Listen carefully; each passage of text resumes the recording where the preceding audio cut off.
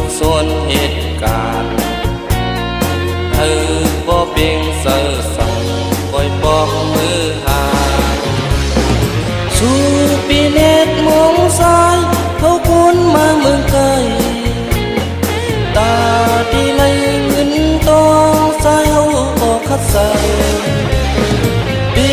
ที่ไม่สวมเฮาย้อนสู้ต้องไว้เตือนอย่า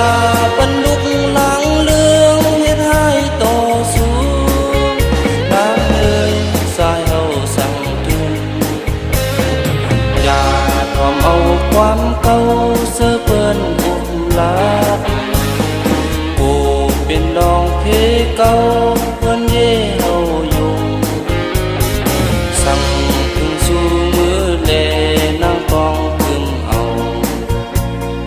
บอกเฮาไม่เสือตาสู่แลตั้งดง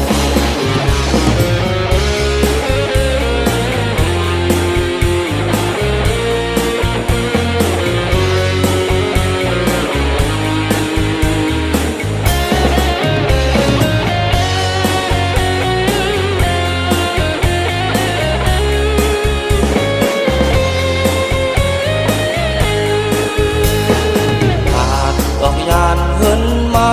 ข้าวบ่หนึ่งเยาใส่ถึงลุกดังมีนอนขึ้นบ่ฝันจอมเธอซ้อมหันท้องสายมีไก่